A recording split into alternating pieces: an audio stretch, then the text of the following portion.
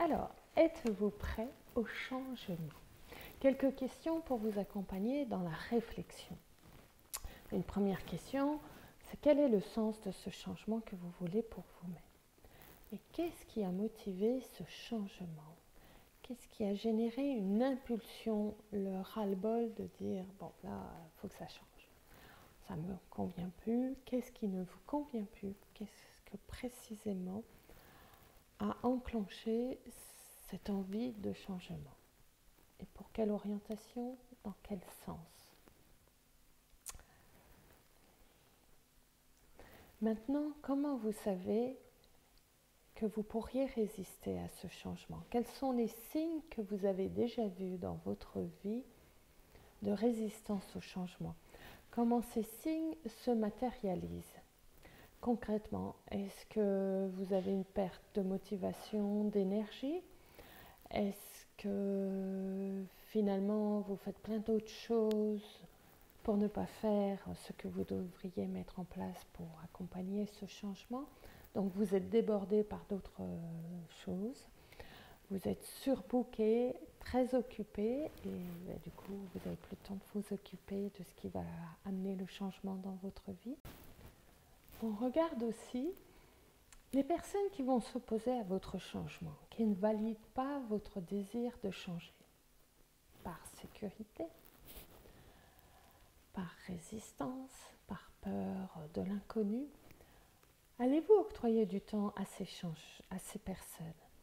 Est-ce que vous allez passer du temps à les convaincre que ce changement est bien pour vous? Ou est-ce que vous allez garder secret votre projet, le temps que vous octroyez pour rêver votre vie de rêve et l'appliquer?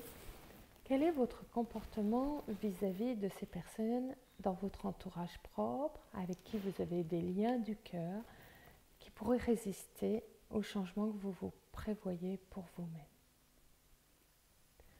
Alors j'aurais envie de vous dire, la bonne réponse, c'est de ne pas exprimer votre changement auprès de personnes qui ont des raisons que vous pouvez anticiper à ne pas vous accompagner et vous soutenir, parce qu'elles sont fragiles, peureuses, peu aventurières, qu'elles ont besoin de sécurité, stabilité, et que vous êtes en train de préparer un tsunami à leurs yeux.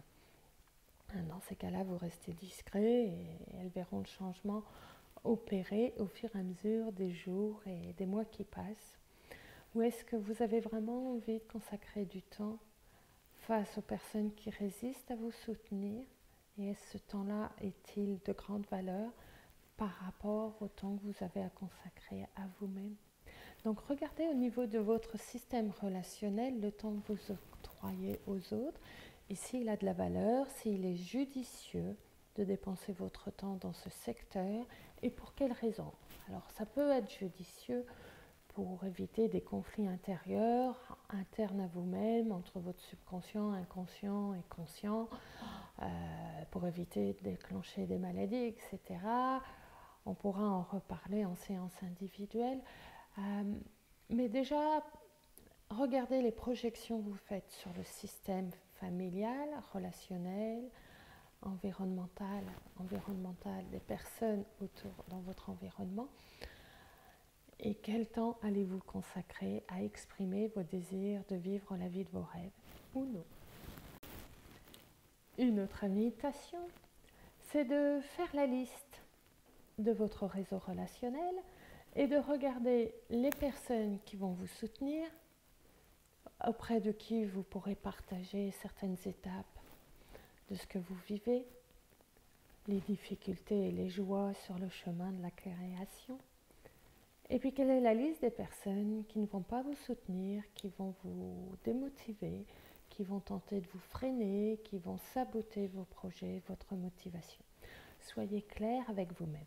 Puis peut-être que il y a un point d'interrogation auprès de certaines personnes parce que il peut y avoir des belles surprises dans la vie et que finalement vous pensiez qu'elle ne vous soutiendrait pas et finalement elle va se révéler très soutenante ou inverse.